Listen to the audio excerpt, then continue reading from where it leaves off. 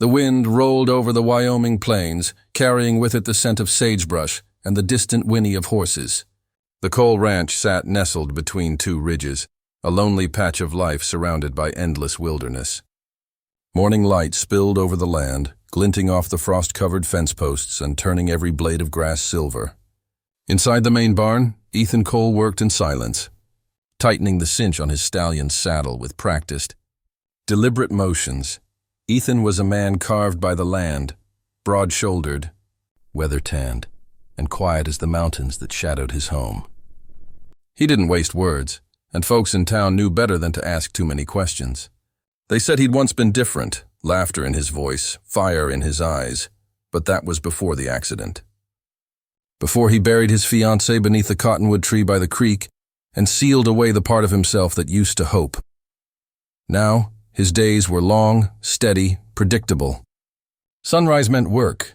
Sunset meant whiskey and solitude. The ranch thrived under his discipline. Cattle well fed, fences mended, horses trained, but his heart remained barren soil. The ranch hands respected him, though they rarely saw him smile. That morning, his sister, Martha, arrived in a buggy from town. Her presence always came with warmth and worry. She burst into the kitchen without knocking, cheeks pink from the cold. "Ethan, you're turning into one of your fence posts," she said, pulling off her gloves. All wood and no heart. He looked up from his coffee, brow furrowing. "Morning to you too, Martha." She poured herself a cup before continuing. "It's been 6 years since Annie passed." 6, Ethan. You've built a fine ranch, but you can't keep building walls around yourself." He sighed and leaned back in his chair. "I've got no use for talk like that. The ranch keeps me busy." Martha wasn't deterred. "Busy ain't the same as living. You need a wife, someone to share this place with." He gave her a sharp look, one that would have silenced most folks. But Martha had known him since diapers. "You're serious?" he asked. She nodded, reaching into her bag. "The pastor's wife has been helping arrange marriages for women out east. Good women, looking for a fresh start. You'd be surprised how many are willing to come west for a decent man with land." Ethan snorted. "Mail-order brides?" "That's not for me," Martha smiled slyly. "Maybe not, but it might be the only way you ever let someone in again." "I already told Mrs. Hargreaves to write on your behalf." His cup clattered against the table. "You what?" "Don't look at me like that," she said, unfazed. "You're too proud to ask, but I won't stand by and watch you waste your life alone." Ethan ran a hand over his jaw, frustration flickering in his eyes. But beneath it, something softer stirred. He didn't admit it, but the nights were getting longer, the silence heavier. Sometimes he'd catch himself talking to the horses just to hear another voice. He exhaled, long and tired. "Fine, let her write. But I won't promise anything," Martha grinned triumphantly. "That's all I ask." After she left, Ethan stood by the window, staring out at the open land stretching into the horizon. The sky was endless, but it only reminded him how small he'd become in his own world. The idea of a stranger, a woman, coming all this way to meet him felt absurd. Yet somewhere deep inside, beneath the layers of grief and habit, a tiny ember flickered. He didn't dare call it hope. But that night, when he sat at his desk and picked up his pen, he found himself writing, "Dear Miss, I'm not a man of fancy words, but I can offer honesty, a roof, and land that stretches far as you can see. If you're looking for peace and a place to belong, maybe you'll find it here." When he sealed the letter, his hands trembled, not from fear, but from the weight of something long forgotten. A beginning.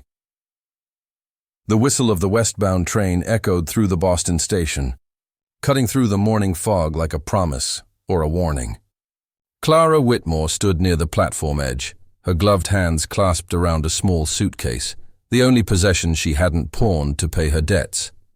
Her heart pounded beneath her wool coat as she read the letter once more, its edges worn soft from being unfolded too many times. "Dear Miss Whitmore, I am not a man of fancy words, but I can offer honesty, a roof, and land that stretches far as you can see." The handwriting was steady, masculine, unpretentious. It spoke of steadiness, of quiet strength. Clara traced the name at the bottom, Ethan Cole, and exhaled shakily. She had answered many letters before this one, but never dared to leave. Now there was nothing left to hold her back. No job, no family, no reputation to protect. Only the faint hope that a man out west might offer her a new beginning. When the conductor called for passengers, Clara lifted her suitcase and boarded, her heart trembling with each step. The train lurched forward, wheels screeching as the city faded behind her. Rows of brick buildings gave way to open plains and pale skies. The journey ahead would take 5 long days, 5 days of second-guessing every decision she'd ever made. In the quiet of the passenger car, Clara kept to herself. She was a gentle-looking woman in her mid-20s, with chestnut hair pinned neatly beneath a modest hat. There was beauty in her face, but not the kind that drew attention. Her eyes, soft hazel flecked with gold, held a sadness that made strangers look away too soon. As the train rattled westward, Clara's thoughts turned to the hospital she had left behind. The sterile smell of disinfectant, the cries of mothers and children, the boy whose small hand had gone cold in hers after the fever took him. His mother's eyes still haunted her dreams. "You said you could save him." No one had spoken the words aloud, but Clara heard them every night. By the second day, the passengers began to notice the woman who ate little, spoke less, and spent hours staring out the window. A kindly older lady, Mrs. Turner, tried to draw her into conversation. "You're traveling far, dear?" "Yes," Clara replied softly, forcing a smile. "To Wyoming? Goodness, that's quite the distance. Family there?" Clara hesitated. "A husband. Soon." Mrs. Turner's eyebrows lifted in surprise. "A mail-order match, then?" "My niece married one of those frontier men. Rough sorts, but good hearts. You'll be all right, dear. Sometimes a new place is exactly what we need." Clara nodded, grateful for the comfort, but unable to quiet the worry coiling in her chest. What if he didn't like her? What if he found her plain, or worse, useless? She could sew, cook, and tend to the sick, but she knew nothing of ranch life. She imagined a tall, sunburned man with rough hands and eyes that saw straight through her.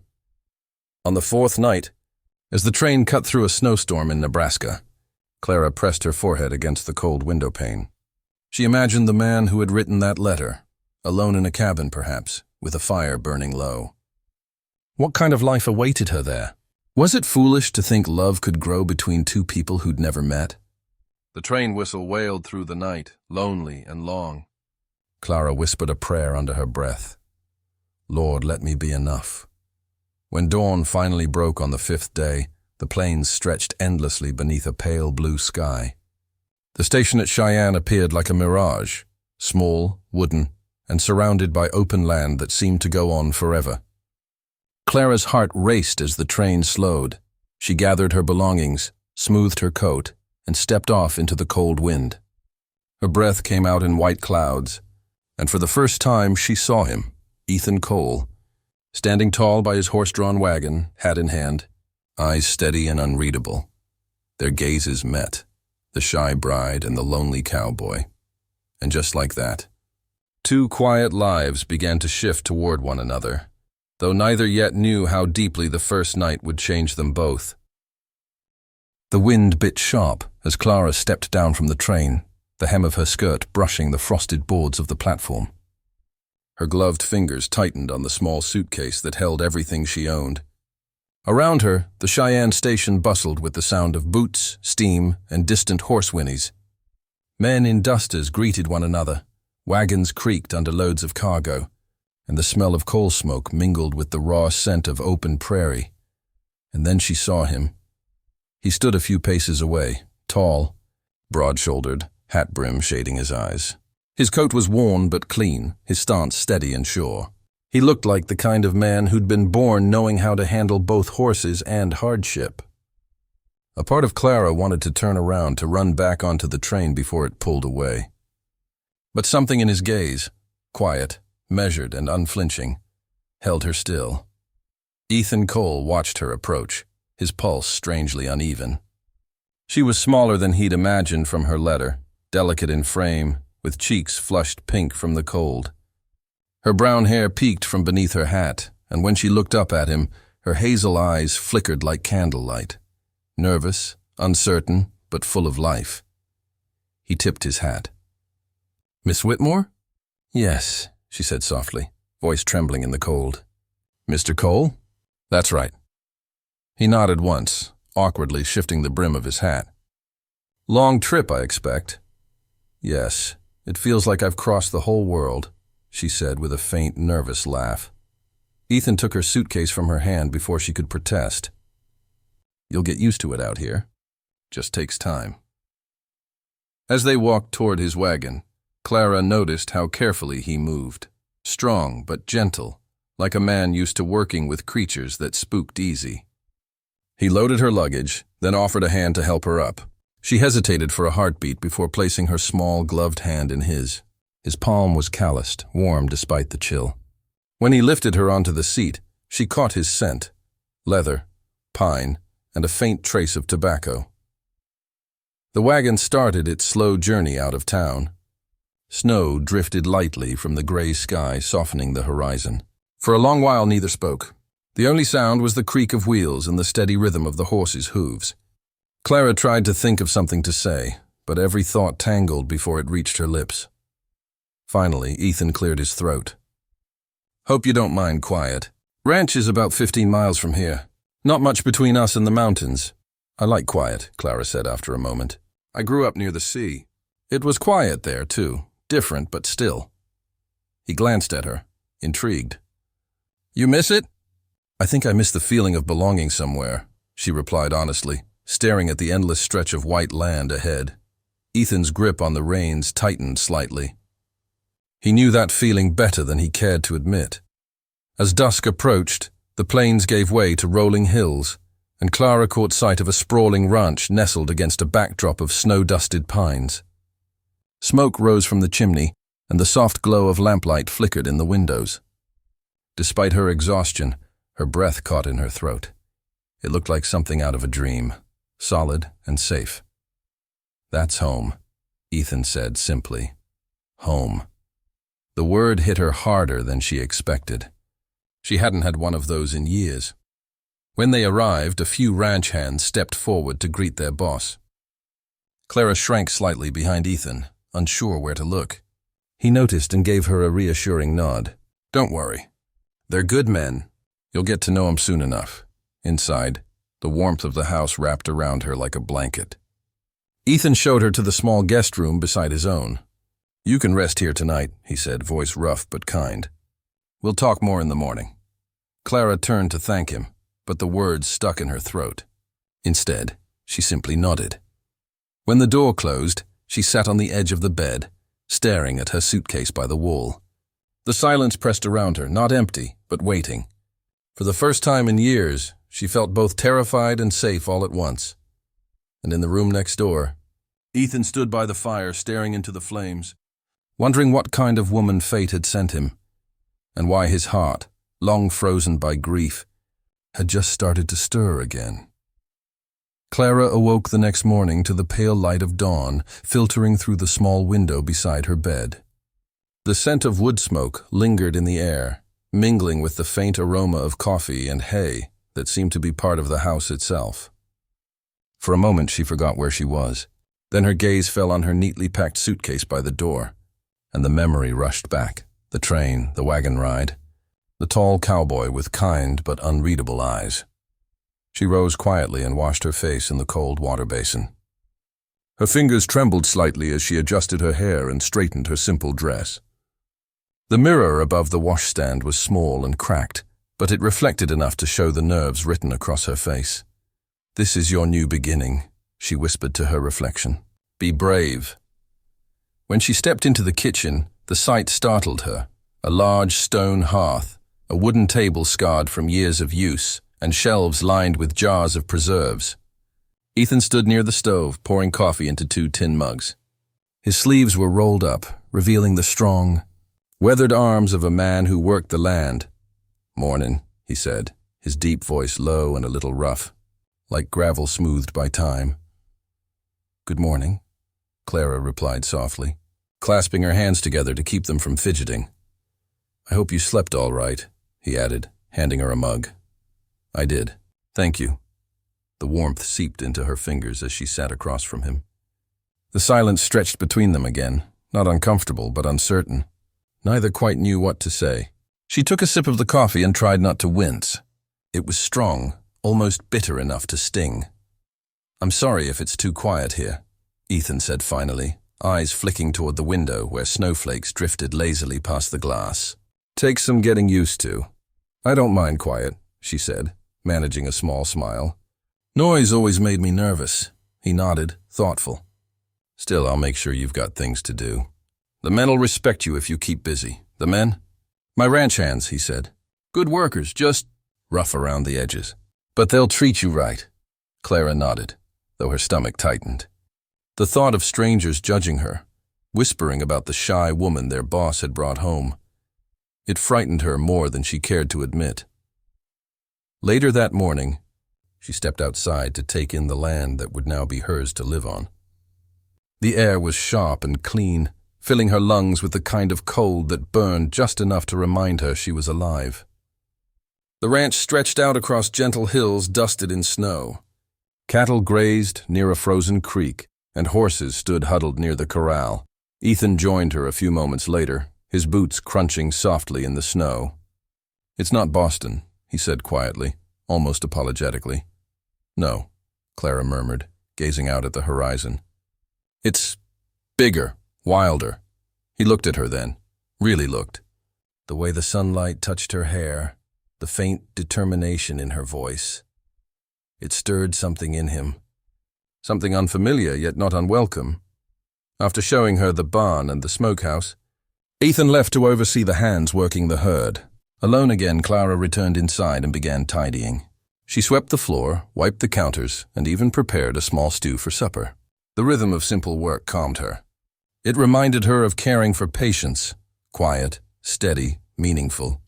When Ethan returned near dusk, snow dusted his hat and shoulders. He paused in the doorway, watching her move about the kitchen, apron tied neatly, hair escaping its pins. "You didn't have to do all that," he said softly. She turned, startled, but pleased. "I wanted to help. It feels good to be useful." He nodded, though his chest tightened unexpectedly. "You'll fit in fine here," he said, almost to himself. That night, as she lay in her narrow bed, Clara listened to the wind whistling through the eaves. In the next room she heard Ethan moving quietly, stoking the fire. For the first time since she'd arrived, the silence didn't feel like emptiness. It felt like a beginning. The first snowstorm of the season came without warning.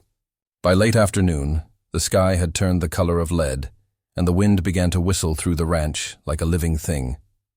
Ethan was outside when the first flakes began to fall, thick, heavy, relentless. He shouted to his men to get the horses sheltered and the cattle driven close to the barns before the white curtains swallowed the horizon. Inside the house, Clara stood by the window watching the storm roll in.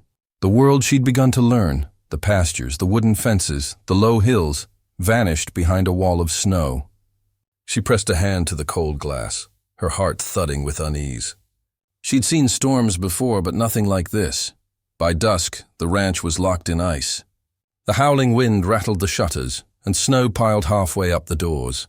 Ethan came in last, shaking off the frost clinging to his coat and hat. His cheeks were red from the cold, his beard lined with crystals of ice. "Everything's tied down," he said, breathing hard. "We'll be all right if the wind doesn't tear off the roof." Clara handed him a towel and watched as he wiped the snow from his face. "It sounds terrible out there." "It'll pass," he said. It always does, but it didn't pass quickly. The storm grew stronger, pressing against the house like some enormous creature testing its strength. The lamps flickered, and Clara jumped at every groan of the walls. Ethan noticed. "You're afraid of storms?" I never like them," she admitted. "They make me feel small." He gave a faint smile, kind but distant. "Out here, the weather has a way of reminding us we don't control much." They shared supper by the fire. Stew she'd made that morning, now warmed again. It wasn't much, but it filled the silence. When another gust slammed the door, Clara flinched. Ethan's voice softened. "It's all right. You're safe here." She looked at him then, really looked. His face was serious, but there was gentleness in his eyes, a steadiness that anchored her trembling nerves. She wanted to believe him. When the hour grew late, Ethan rose. "It's best you stay in the front room tonight. The chimney in your room's frozen over. It'll be too cold to sleep." She nodded, glancing at the hearth. "I'll sleep by the fire then." He hesitated, then said, "I'll keep it burning." They sat in silence for a long while, the fire crackling between them. Outside, the wind screamed like something wild and grieving. Clara shivered beneath her blanket, her body weary but her mind restless. After some time, Ethan spoke again, his tone quiet, careful. "You've been here near a week, and I still don't know much about you." "There isn't much to tell," she said softly, eyes on the flames. "I don't believe that." She hesitated, biting her lip. The truth sat heavy inside her, a truth she'd carried across half the country. "I was a nurse," she said at last, "back in Boston. I worked at St. Mary's Hospital." He nodded slowly. "That's good work." "It was," she whispered. "Until it wasn't." Ethan didn't press, but his silence was patient, waiting. Clara's hands trembled in her lap. "There was a boy, a patient. He was sick and I couldn't save him. It was my fault. I made a mistake." Her voice broke, raw and small. "After that, I couldn't stay. Every room, every face reminded me of him." The storm roared outside, but in the small cabin, her confession seemed louder. Ethan looked at her for a long time, the firelight casting shadows across his face. "We all carry ghosts," he said quietly. "Some louder than others. But running don't silence them." Her eyes filled with tears. "Do they ever stop haunting you?" He stared into the fire. "No. But sometimes you find someone who makes the silence easier to bear." Clara's throat tightened. The warmth of the fire reached her bones, but it was his words that thawed something inside her, a small, fragile hope she hadn't felt in years. Outside, the storm raged on, but inside the little ranch house, two lonely souls sat side by side, each finding, perhaps for the first time in years, that they weren't as alone as they thought. The storm deepened as the night dragged on. The wind screamed against the windows, driving sleet and snow like 1,000 tiny fists against the glass. The fire in the hearth crackled bravely, throwing ribbons of light across the room where Clara sat wrapped in a quilt. Every so often, she flinched at a particularly strong gust, as though the storm might tear through the walls and sweep her away. Ethan moved quietly about the room, checking the windows, stoking the fire, his boots creaking against the floorboards. He wasn't a man used to company, but tonight the silence between them felt different, less empty, more alive. He glanced toward her, noticing how small she looked sitting near the firelight, her face pale and thoughtful, the flames reflected in her hazel eyes. "You warm enough?" he asked. She nodded, though her hands betrayed her, trembling slightly beneath the blanket. "Can't remember a wind this fierce," he murmured, settling into the chair opposite her. "I've seen roofs come off barns in lesser storms." Clara's lips curved faintly. "You don't seem afraid. I've lived through plenty of winters," he said with a shrug. "Fear doesn't do much but make a man colder." She smiled at that, just a little, and for the first time since arriving, her expression softened. The sound of the fire filled the room again, snapping and popping. A few minutes later, another violent gust rattled the chimney. Clara gasped, pulling the blanket tighter around herself. Ethan stood, instinct guiding him, and crossed to her side. "The draft's coming in worse than I thought." He crouched near the hearth, adding another log and adjusting the iron grate until the flames leapt higher. The glow washed over both of them, warming the air between their words. When he straightened up, he caught her gaze, so full of worry, yet trusting. He hesitated before saying gently, "Your room's cold as a tomb tonight." "You should stay here by the fire." Clara's heart thudded. "I couldn't take your space." "It's fine," he interrupted quietly. "I'll sit up, just stay where it's warm." For a moment, neither moved. The air carried the faint scent of pine smoke and snow, thick with something unspoken. Then, without another word, she nodded. Hours passed. The storm outside showed no mercy, its howls rising and falling like the cry of some wounded creature. Clara lay curled near the hearth, wrapped tightly in blankets. But the cold crept in anyway, biting at her fingers and toes until she shivered uncontrollably. Ethan noticed from his chair. "You're freezing," he said, standing again. "I'll be fine," she whispered through chattering teeth. He frowned. "No, you won't." He took another blanket from the cot and knelt beside her. His presence was steady, grounding, like the earth itself. "I can sit closer." "Body heat helps, if you don't mind." Clara hesitated, then nodded faintly. "All right." He lay down beside her, careful to keep respectful distance. But the moment their shoulders touched through layers of fabric, a shock of warmth passed between them. Not just physical, but something deeper. She exhaled slowly, the tension in her body easing. The rhythm of his breathing beside her was calm, reassuring, and her heartbeat began to match it. For a long time, neither spoke. The storm roared, but inside the cabin, it was as though they existed in a fragile pocket of peace. Then, in the quiet, she murmured something, soft, nearly inaudible. "I keep dreaming about that boy," she whispered, half asleep. "I see his face. He forgave me, but I can't forgive myself." Ethan's chest tightened. He turned his head slightly toward her, voice low. "You don't have to carry it alone anymore." She stirred, her brow furrowing in sleep, but said nothing. Ethan stayed awake long after her breathing steadied. The fire burned low, painting her face in gold and shadow. She looked peaceful for the first time since arriving. Fragile, yes, but strong in ways she didn't yet know. He whispered, almost to himself, "You're safe now." Outside, the wind began to die. Inside, the warmth spread, slowly, quietly, like the first flicker of something neither of them dared to name. By the time dawn's pale light crept across the window, the storm had passed. But for Ethan Cole, something deeper had begun, something that shook him to his very core. The dawn came quietly, pale light slipping through the frost-tinted windows. The storm had finally broken, leaving behind a deep silence, so pure it almost felt holy. Ethan stirred first, blinking against the dim light. The fire had burned down to glowing embers, the air faintly warm. Beside him, Clara still slept, her face turned toward the hearth, her breathing soft and even. For a long moment, Ethan didn't move. He just watched her, the woman who had arrived a week ago, fragile, uncertain, afraid, looked peaceful now, as if the storm had taken some of her burdens with it. A strand of her hair had fallen across her cheek, and without thinking, he reached to brush it away, stopping himself halfway.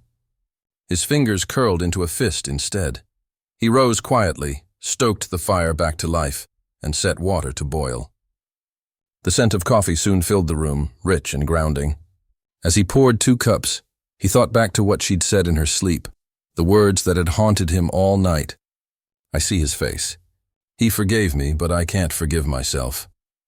Ethan had heard plenty of confessions in his life. Ranch hands broken by drink, widows weeping for lost children, but none had struck him like that. Her pain wasn't just grief. It was guilt, deep and consuming. He knew that kind of guilt. He'd lived it himself since the day his fiancée Annie died because he hadn't been there to save her. He turned as Clara stirred, her eyes fluttering open. For a moment she looked disoriented. Then she remembered where she was and sat up quickly, cheeks coloring. "Oh, I didn't mean to fall asleep like that." "It's fine," he said gently, handing her a steaming cup. "You needed the rest." She took it with both hands, grateful for the warmth. "Did the storm stop?" "Looks like it." Skies clearing already. A brief silence settled between them. Then, almost hesitantly, Ethan said, "You talked some in your sleep last night." Clara froze, fingers tightening around the cup. Did I?" He nodded slowly. "You said something about a boy, about not being able to forgive yourself." Her breath caught. The color drained from her face. I didn't mean—" "You don't have to explain," he interrupted, his tone soft but firm. "But if you want to, I'll listen." For a long moment she said nothing. The fire popped, the wind whispered faintly against the walls, and Ethan waited, patient, unpressing. Finally she spoke, her voice barely above a whisper. "His name was Thomas. He was only 8, I was working at the hospital then, understaffed, overworked. He came in with a fever that worsened too fast. I thought I could save him. I told his mother I would. Her voice broke. But I missed something. I gave him the wrong dose. He died before sunrise. The words hung between them like smoke, heavy and bitter. I was dismissed quietly, she continued, eyes fixed on the flames. The hospital didn't want scandal. His mother never blamed me. She even wrote me a letter saying it wasn't my fault. But I knew better. I left Boston because I couldn't bear the look of pity in people's eyes. Ethan's jaw tightened. You made a mistake, he said quietly. Everyone does. But you didn't run from it. You've carried it every day since. Tears welled in Clara's eyes. I didn't deserve kindness after what I did. He knelt beside her, his hand hovering near hers but not touching. You're wrong. You're still the kind of person who tries to heal others, even when you're broken yourself. That takes more strength than you know. Her gaze lifted to meet his, uncertain, searching. For a moment, the room seemed to hold its breath. Ethan, she whispered, why are you being so kind to me? He looked away, his throat tightening. Because I know what it's like to lose someone and blame yourself for it. Their eyes met again, both haunted by different ghosts, yet bound by the same quiet ache. Clara reached out, her fingers brushing his hand, a tentative, trembling gesture. Then maybe we can help each other forget, she said softly. He shook his head, a faint, sad smile touching his lips. Not forget, but maybe we can remember differently. The fire crackled between them, a steady heartbeat in the stillness. Outside, the snow gleamed under the newborn sun, untouched and pure, like forgiveness waiting to be found. For the first time, Ethan felt that his house wasn't just shelter. It was a place where something could grow again, something tender, fragile, and real. The sun rose pale and golden over the Wyoming plains, casting long shadows across the snow-blanketed land. The storm had passed, leaving behind a silence so deep it felt sacred. The world outside Ethan's cabin glittered, pure, untouched, washed clean. Inside, the fire had burned down to embers, filling the room with a soft warmth that smelled faintly of pine and smoke. Clara woke slowly, blinking against the new light. For a moment she couldn't remember where she was, but then the sound of boots on wooden planks reminded her. She was in Ethan's home. She sat up, pulling the blanket tighter around her shoulders. The memory of the night before flooded back, her confession, his quiet understanding, and the strange peace that had settled between them afterward.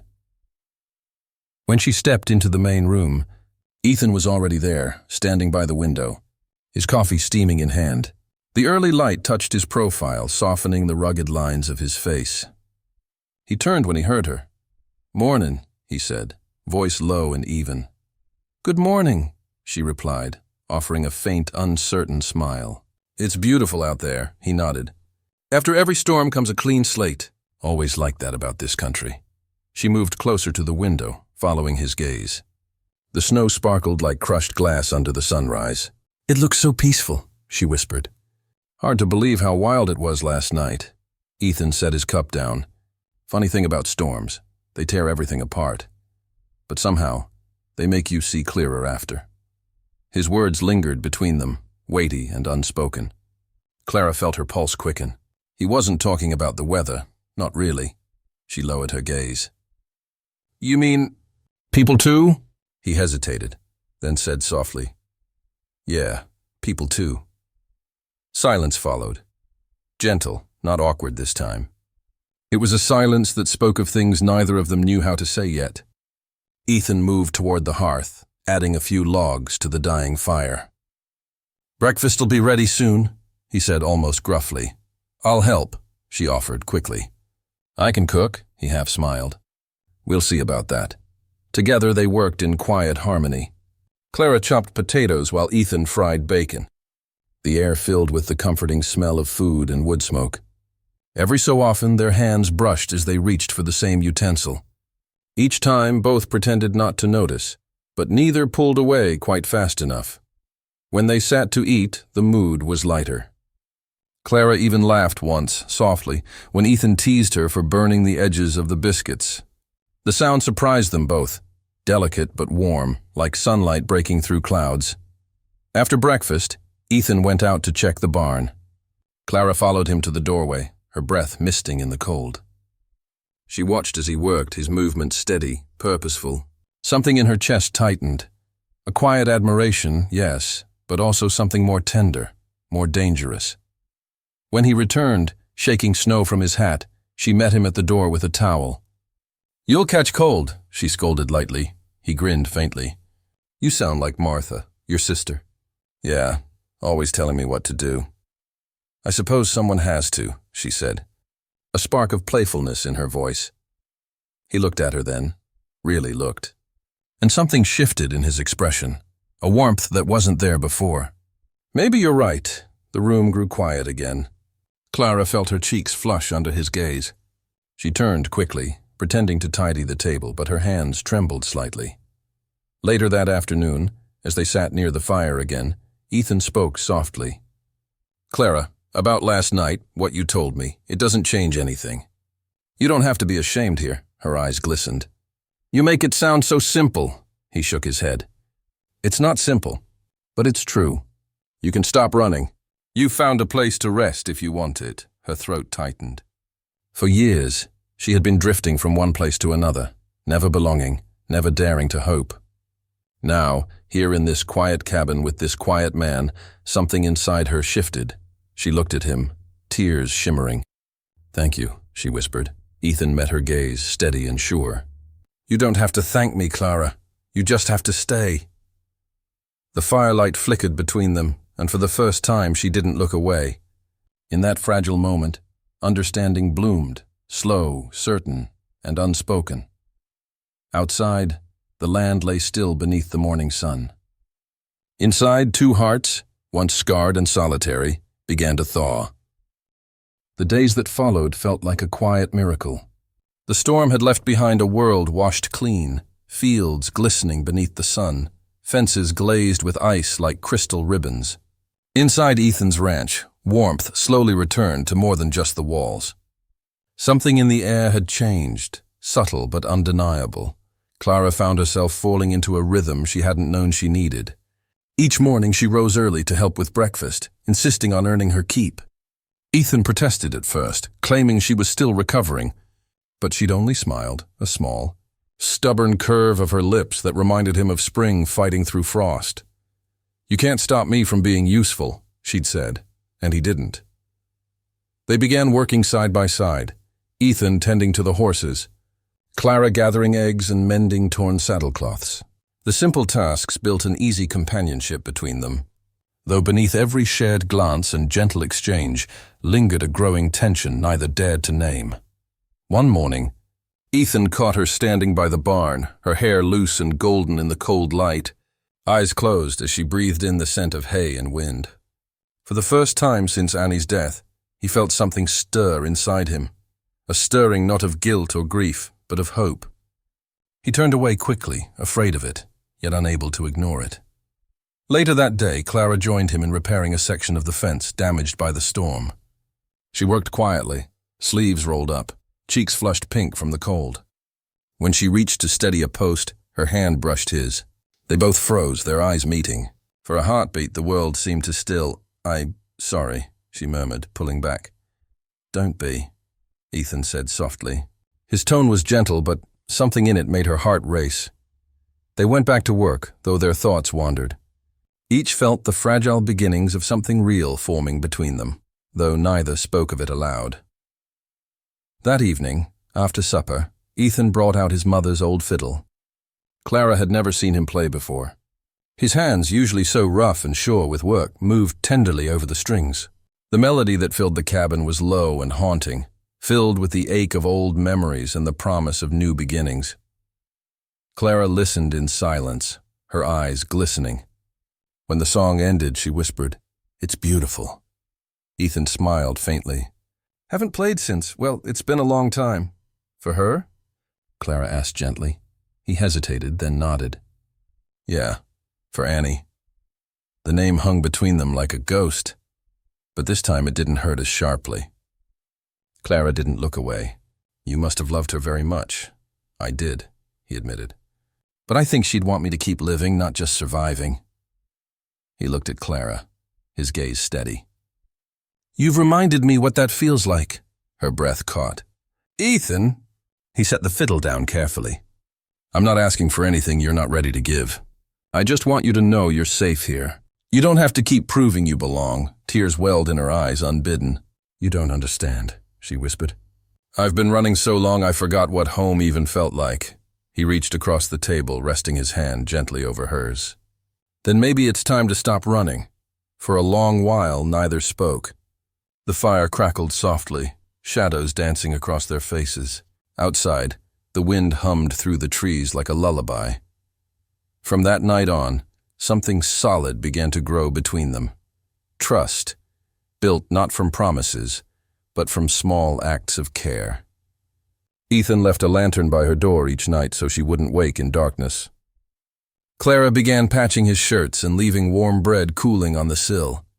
It wasn't love yet, not fully, but it was the soil where love could take root. And though neither dared say it aloud, both began to sense it. The fear that once kept them apart was slowly giving way to faith. Faith in forgiveness, in second chances, and in each other.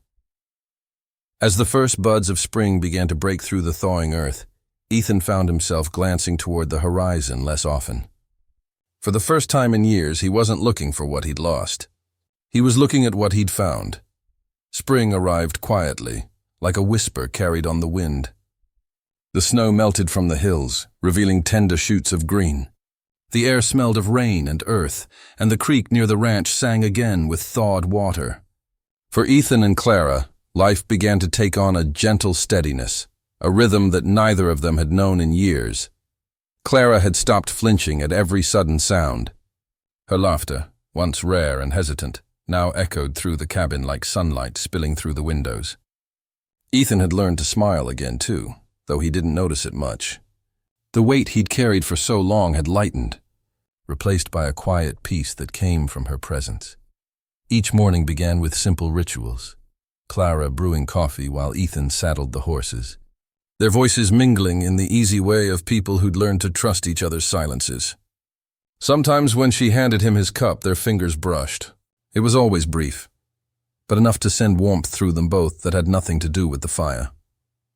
One afternoon, Ethan found her in the garden behind the barn. She was kneeling in the soil, hands dirty, hair tied back, planting the first row of vegetables. When she looked up and smiled at him, something in his chest caught. "You're not afraid to get your hands dirty," he teased. "I've learned it's good for the soul," she replied, brushing dirt from her cheek. He watched her for a moment, then said softly, "You've changed this place." "Clara, feels more alive since you came." She looked up at him, her smile faltering slightly. "And you've given me something I thought I'd lost forever. What's that?" "Peace." The word hung between them, gentle but full of meaning. For a long while neither spoke. The only sound was the wind stirring through the tall grass. That evening, a soft rain began to fall. They sat by the fire, the smell of wet earth drifting through the open window. Ethan poured 2 cups of tea and handed one to Clara. She took it with a grateful smile, her eyes reflecting the firelight. "I used to dread nights like this," she confessed quietly. "Storms reminded me of all the things I couldn't change. But now," she trailed off, glancing at him. "Now it feels different," he nodded slowly. "Because you're not facing them alone anymore." Their eyes met. Something unspoken passed between them, an understanding that words couldn't hold. The fire crackled softly as Ethan reached out, his rough hand brushing against hers. This time she didn't pull away. "Clara," he said, his voice low and certain. "I don't know what the future holds, but I know this place, this life, it's better with you in it. You make it feel like home again." Her breath trembled, but her eyes shone with tears. "And you make me believe in forgiveness again," she whispered. For a long moment they simply sat there, hand in hand, hearts steady, as the rain tapped gently against the roof. There were no grand declarations, no promises carved in stone. Just 2 broken souls finding strength in each other's presence. When the rain stopped, the night air carried a fresh, earthy scent. Clara rose and stepped outside, barefoot on the damp porch. The moonlight washed over her face, soft and silver. Ethan followed her, standing beside her quietly. The world around them was still, wet, new, and shining. Clara turned to him, her voice barely a whisper. "Do you think people like us ever really get to start over?" He met her gaze and smiled faintly. "We already have." She leaned into him then, her head resting against his shoulder. His arm slipped around her waist, firm and certain. Together they watched the clouds drift apart, revealing a sky full of stars, bright, endless, and full of promise. For the first time in years, neither of them felt haunted by what lay behind. They were simply there, in the moment, breathing, living, healing. As dawn began to edge over the horizon, Clara looked up at him and whispered, "Ethan?" "Yeah, thank you for finding me." He shook his head softly. "No," he murmured, pressing a kiss to her hair. "You found me too." The light of morning touched their faces, gold and tender. And in that quiet corner of the Wyoming plains, love, hard-won, honest and pure, finally took root. It wasn't the fairy tale kind. It was something better. Two souls, scarred but still standing, choosing each other after everything. A promise not of perfection but of tomorrow, and for them, that was enough.